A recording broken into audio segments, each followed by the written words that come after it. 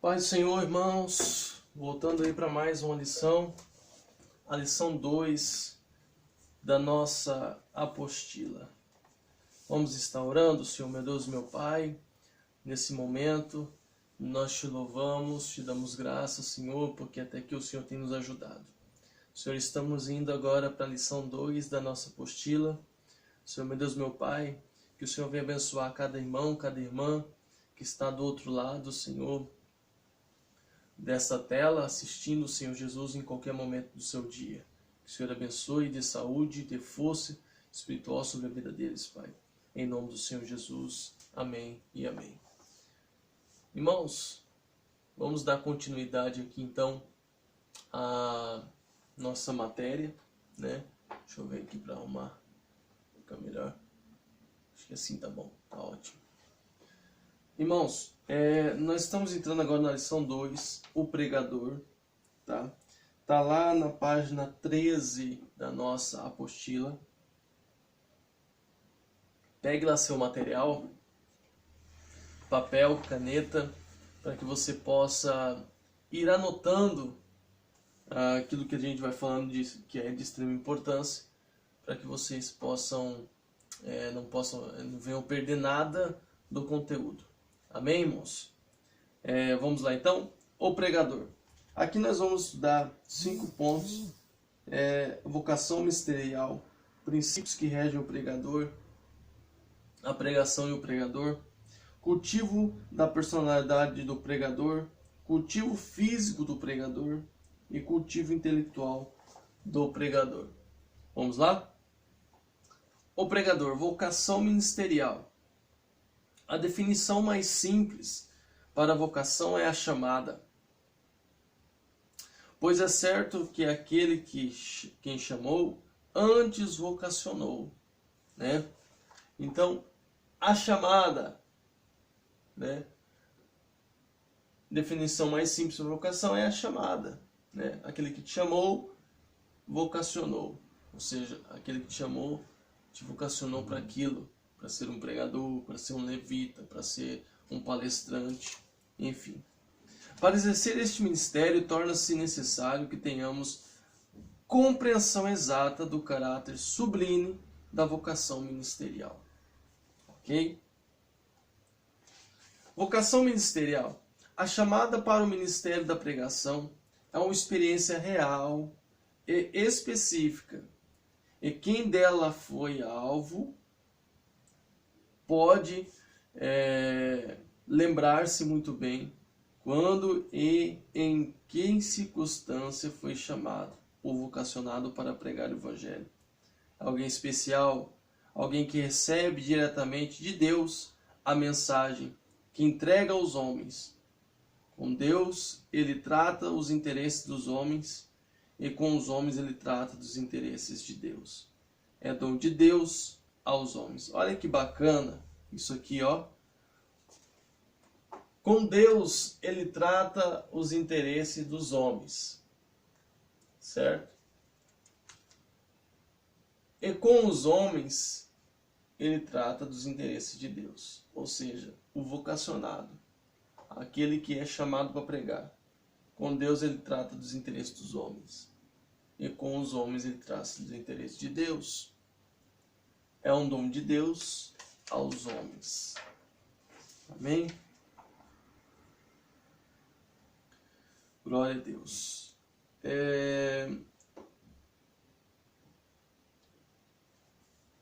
Lá no texto 1 da nossa lição, na página 15, vocação ministerial. Tem lá o parágrafo 1, parágrafo 2. No parágrafo 3, que é só 2 linhas, está escrito assim: aos que aspiram ao santo ministério da palavra, da pregação da palavra, pelo menos 2 requisitos são indispensáveis: ter passado pela experiência do novo nascimento e ter a chamada de Deus. Ou seja, para ser um pregador, tem que ter nascido de novo e tem que ter a chamada de Deus. Amém? Então nós vamos ver lá no texto 1 e 2, novo nascimento e a chamada de Deus. Nascido de novo, a experiência vital e inicial da vida daquele que se candidata ao santo ministério da palavra. É a experiência do novo nascimento, a fonte de sua pregação. Não deve estar naquilo que ele viu, leu ou ouviu. Está dentro de si mesmo. É algo que é extraído de si mesmo. Ele possui uma vida nova com o resultado de uma experiência pessoal em Cristo. Ele possui uma vida nova com o resultado de uma experiência pessoal em Cristo. Eis a fonte de sua mensagem. 1 Coríntios capítulo 2 e 13. Pegue sua Bíblia e leia lá, por gentileza, para vocês terem embasamento bíblico. Tá certo? Chamados por Deus. A Bíblia apresenta dois tipos de chamadas: coletiva e individual. A chamada coletiva abrange todos os crentes em Cristo para serem suas testemunhas. A chamada individual é específica e o Espírito Santo fala diretamente à pessoa. Olha, a chamada coletiva abrange todos os crentes em Cristo para serem suas testemunhas. Ok? A chamada individual é específica. O Espírito Santo fala diretamente com a pessoa, designa para o trabalho que Deus quer que ela faça. Ok? Então, assim, Deus, ele chama coletivamente a igreja e ele chama individual. E cada um tem seu papel dentro da igreja. Nós vamos ver aqui algumas referências. Capítulo 4 de Colossenses 17, 2 Timóteo 4 e 5 e Atos 6 e 4. Ele chama para o trabalho. E cada um tem sua área.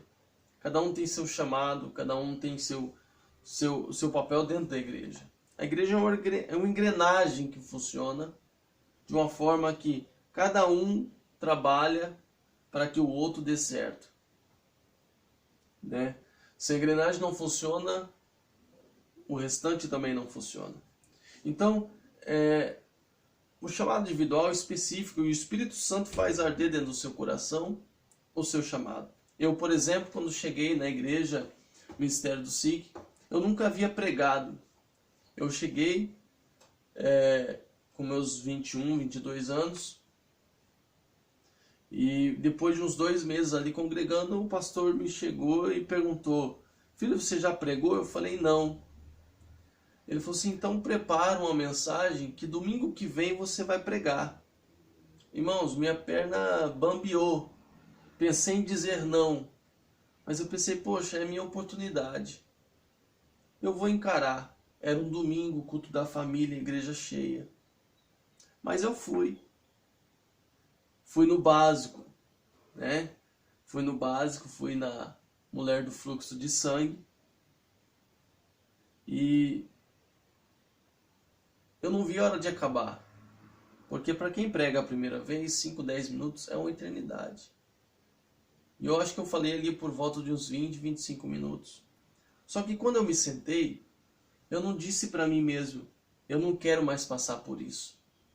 Pelo contrário, eu disse, eu não vejo a hora de pregar de novo. Porque eu gostei da experiência. E eu sei que aquilo foi a minha chamada. Foi o Espírito Santo dizendo assim, ó, é para isso que eu te chamei. É para isso que você está aqui. Para fazer a minha vontade. Levar a minha palavra. Então, ardeu dentro de mim essa chama, essa chamada de pregar a palavra de Deus. Então, em você que está assistindo também não vai ser diferente. O chamado de Deus, o Espírito Santo vai falar diretamente com você naquilo que Ele quer que você trabalhe dentro da igreja. Ninguém pode tomar sobre si este encargo. Chamado por Deus. Ninguém pode tomar sobre si este encargo sem que para isso tenha sido chamado por Deus, o qual não somente chama, mas também envia, cuida e abençoa. Olha que bacana, olha que lindo. Aquele que chama, ou seja, Deus, ele não somente chama, mas também envia, cuida e abençoa. Olha que coisa fantástica. Ou seja, aquele que te chama, ele zela por você. Ele cuida de você. Ele trabalha em você. Amém? Texto 2. 3 princípios que regem a pregação e o pregador. Vamos lá? Texto 2. Princípios que regem a pregação e o pregador. Os 3 princípios estão lá, na página 17. Objetividade, transmissão e experiência. Muita atenção aí, tá? Objetividade, transmissão e experiência. Objetividade. Toda pregação tem que ter um alvo a atingir. Ela tem que ter um alvo. E o alvo é as vidas que estão ali. O alvo é os seus ouvintes. E para que este alvo seja atingido, o pregador deve ter objetividade no falar. Ou seja, ele tem que ser claro. Certo? Significa que uma pregação sem rumo, apresentada por um pregador desnorteado, sem ter a direção, não terá resultados que se poderia esperar. A objetividade visa manter o pregador dentro da mensagem, sem permitir que o sucesso lhe suba a cabeça. Assim a mensagem não perderá seu alvo. A atividade visa a glória de Cristo.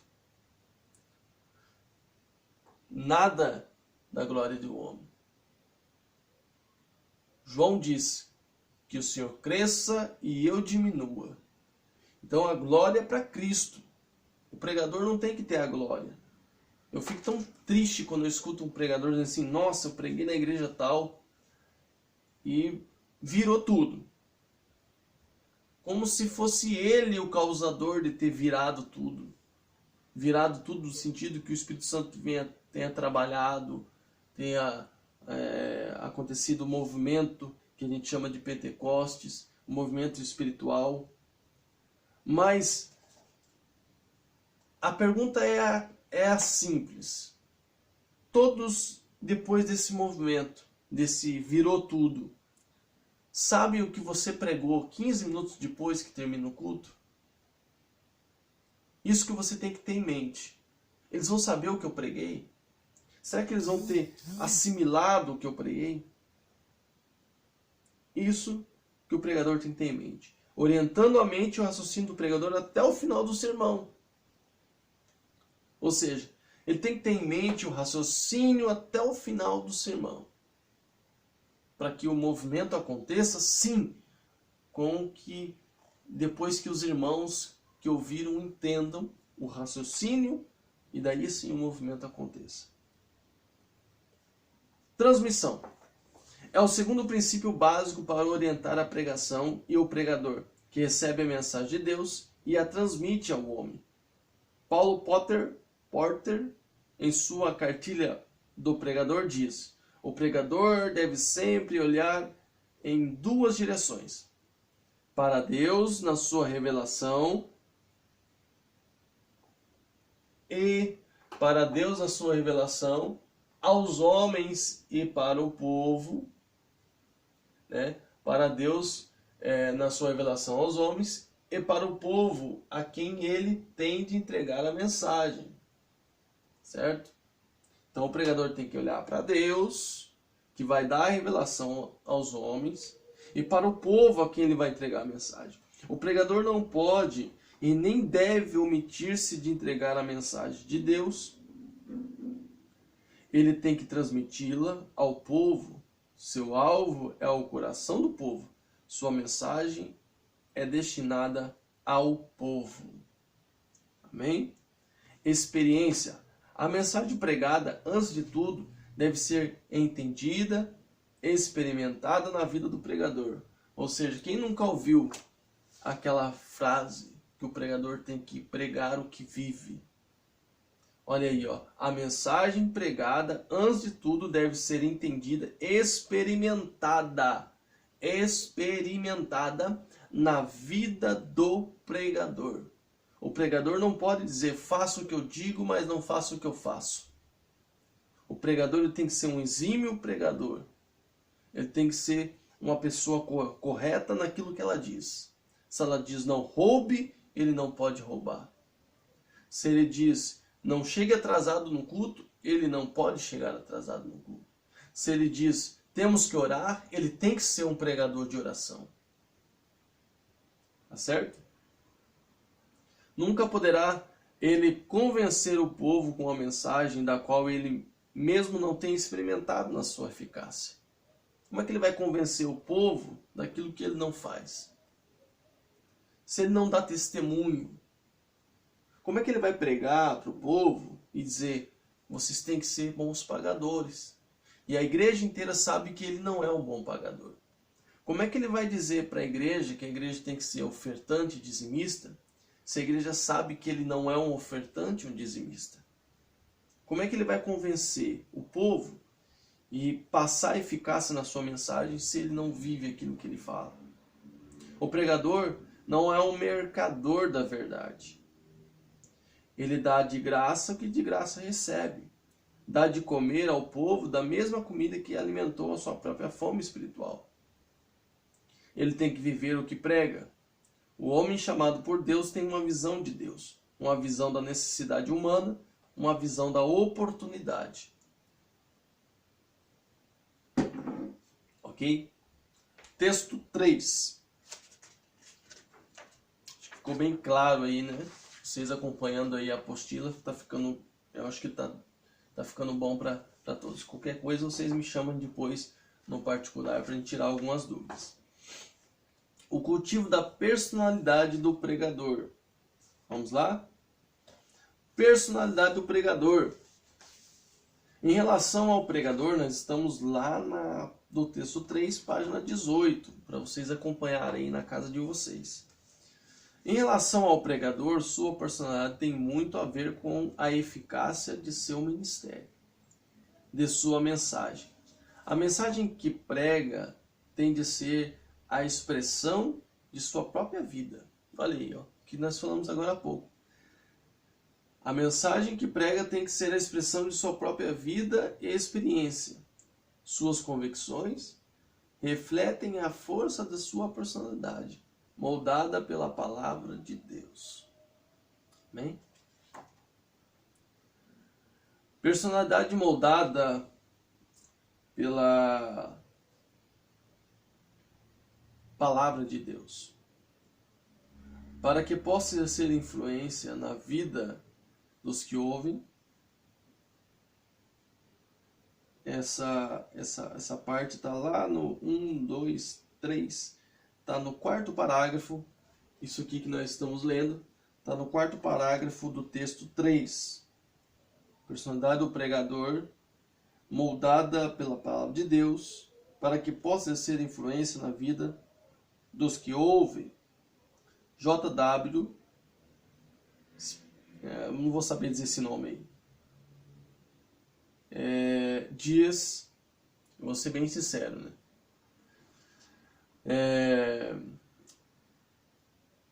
Diz, a personalidade do pregador é como a força motora que faz o sermão, e o Espírito Santo é quem aciona essa força. Olha aí, ó. A personalidade do pregador é a força motora que faz o sermão. A personalidade do pregador. O Espírito Santo é quem aciona essa força. Para mostrar como o que somos e o que fazemos fala mais alto, e do que o que dissemos, um conhecido provérbio diz: o que és fala tão alto que não ouço o que dizes. Olha que bacana. O que és no seu dia a dia, no seu testemunho como pregador, fala tão alto que não ouço o que dizes. Né? Então, se a tua personalidade, a sua índole, o seu caráter, ele está falando mais alto, ele está transmitindo para o seu público quem você é. Uma personalidade dúbia dúbia e contra a qual os homens se manifestam produz inevitavelmente um sermão dúbio, ou seja, duvidoso, enquanto que uma personalidade firme e de acordo com o modelo bíblico produz um sermão sadio e eficaz. Texto 4. Cultivo físico do pregador. 3 dicas importantes. Cultivo físico, aqui nós vamos passar bem rapidinho. Cultivo físico do pregador. Um pregador deve se preocupar com a conservação da sua integridade física e da sua saúde. Deve o ministro de Cristo dedicar algum tempo para descansar? Sim, deve. Nós estamos lá na página 19. Na página 19, cultivo físico do pregador. Ok? A Bíblia afirma que, no Antigo Testamento, para ser sacerdote, o indivíduo tinha que ser perfeito fisicamente, não podendo ter qualquer deformidade, nem poderia ministrar quando estivesse doente. Jesus sempre recomendava um certo período de descanso para os seus discípulos após determinado período intenso de trabalho. Paulo recomendou a Timóteo: tem cuidado de ti mesmo. 1 Timóteo 4,16. Físico do pregador, boa saúde, né? Aí nós temos aí um personal que está na nossa turma de teologia. Ele vai concordar com essa parte agora da questão teológica. Alimentação adequada. O corpo tem que receber alimentação adequada aos hábitos e necessidades da vida ministerial. A qualidade e a quantidade de comida devem merecer a atenção do ministro. Certas comidas indigestas e prejudiciais à saúde devem ser evitadas. Um provérbio muito conhecido diz: devemos comer para viver e não viver para comer. O ministro não deve deixar-se vencer pela gula. O grande problema dos itinerantes que vivem pregando de igreja em igreja é que a maioria das pessoas que convidam, quando chamam o pregador para comer alguma coisa, ele sempre é surpreendido com a pizza. E se o pregador não tomar cuidado, o pregador que prega todos os dias, imagine todos os dias à noite ele comendo pizza e tomando Coca-Cola. Pizza e tomando Coca-Cola. A sua saúde vai por água abaixo. A saúde vai embora. Um pregador muito conhecido, uma vez eu chamei para pregar na nossa igreja, e nós íamos conversando do aeroporto até o hotel, e eu disse para ele: você quer comer alguma coisa? E já era de tardezinho, umas 4 horas. Ele disse: não, eu quero só passar a comer uma fruta,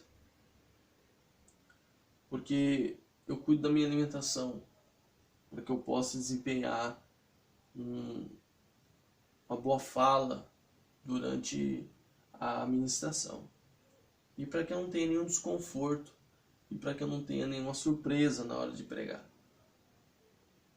E passamos, ele comprou algumas frutas, ele foi pro hotel, e quando terminou a pregação, ele obviamente não serviu pizza para ele, porque é algo que a gente até pode comer pizza, vamos dizer assim, mas é algo em vez em quando, né? Lá por acaso, no final de semana, mas todos os dias acaba prejudicando o pregador. Obesidade, enfim, né? A falta de exercício físico tem roubado muito da energia dos pregadores, e isso pode ser visto no púlpito enquanto pregam. A obesidade é um resultado direto da falta de exercício físico. Existe uma falsa ideia de dignidade por alguns ministros ao exercício físico, quando desnecessário da vida do obreiro. A gente tem uma imagem que pastor ele tem que ter bigode e barrigudo, né? Sendo que não, né? Tem que cuidar da saúde. Quando a gente vê um pregador acima do peso ministrando, a gente vê ele buscando fôlego, né? A sua saúde bem debilitada, né? Tem um exemplo de um cantor amigo meu que estava bem acima do peso. Ele falou: Éder, eu resolvi emagrecer, e ele emagreceu. Quando eu percebi que ao cantar eu estava buscando fôlego, não estava conseguindo desempenhar, não tinha desenvoltura em cima do altar. Cansaço, fadiga, isso atrapalha o pregador na hora de desenvolver o seu sermão. Amém? Descanso suficiente. O próprio Jesus dormia como parte do descanso após longas horas de trabalho. Mateus 4:38. O dormir ajuda a manter o corpo em forma, forte e robusto para os trabalhos mais árduos e pesados. O sono restaura as energias do corpo. Ok? Texto 5. Para nós terminarmos a lição 2. Vamos lá. O pregador deve ser uma pessoa preparada em vários sentidos. Texto 5, página 21. Uma das tragédias da igreja e a tendência é de dar às habilidades o primeiro lugar. E aqui eu tenho certeza que se nós estivéssemos na sala de aula, teríamos uma pequena polêmica. A tendência de dar as habilidades em primeiro lugar. Quando nós vemos isso, colocando primeiro a mão de obra, colocando primeiro a força de vontade, as habilidades em primeiro lugar, é complicado.